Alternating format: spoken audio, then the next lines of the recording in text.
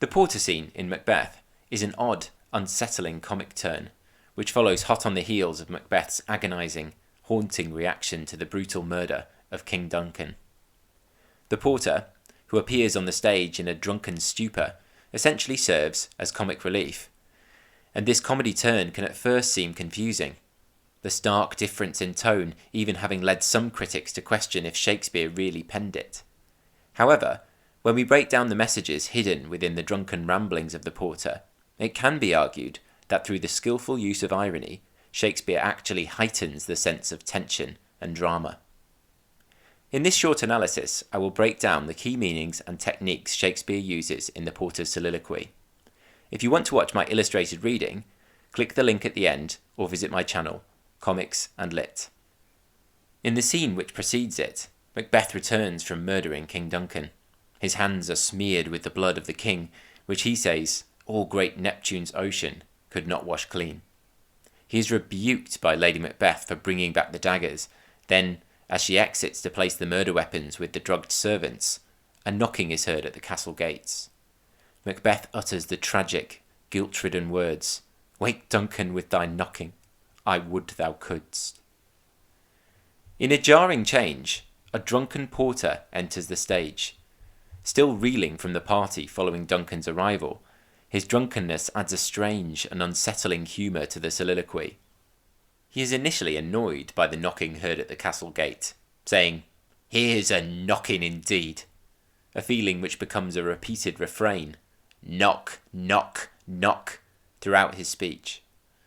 Though this is later revealed to be the character of Macduff arriving at the castle, the critic Thomas de Quincey considered it to be a sign that Macbeth himself is knocking at the gates of his own hell, abandoning his humanity for an evil or fiendish nature.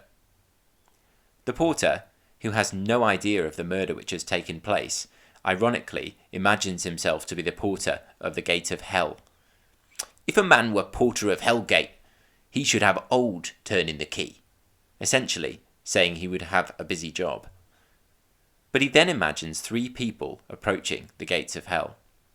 The first is a farmer who stored up grain in hope of making a profit, but kills himself when a good harvest lowers the price. The second is an equivocator, a skillful liar, who covers up his crimes with the skill of his tongue. The third is a tailor, or clothes maker, who is discovered cheating his customers by cutting cloth out of the garments he sells them. Each of these characters is an example of a different sin which we can compare to Macbeth.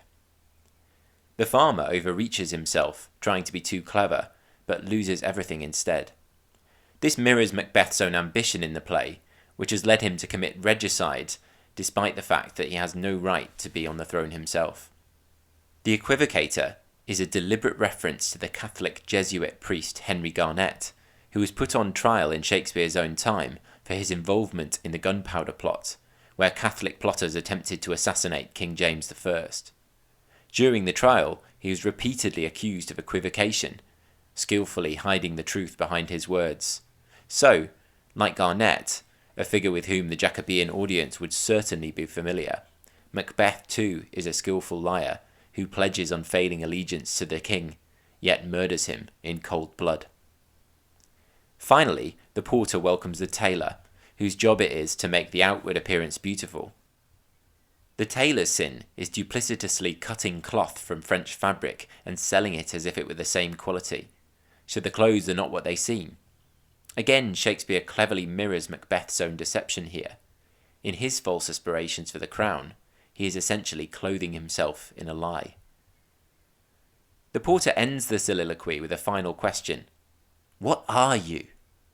Dramatically, this is often directed at the audience themselves. The technique is called breaking the fourth wall. In opening up the question to the viewer, the actor breaks the illusion that the play is a real event. It both shocks and jolts the audience. The porter asks us which of the sinners we are, and in early Jacobean England, a time characterised by the personal conflict, lies and plots, this line would have cut straight through, making the audience question their own morality. The porter's final line is, "I pray you, remember the porter." Here the porter reminds us that each of us may one day be welcomed before the gates of hell. Perhaps it is a warning for us to be morally upright, lest we face the punishment which is surely awaiting the traitor Macbeth. In the strange, confusing, and unsettling world of Macbeth, where fair is foul and foul is fair, the madness and humour in the porter's speech amplify the horror of the play as a whole.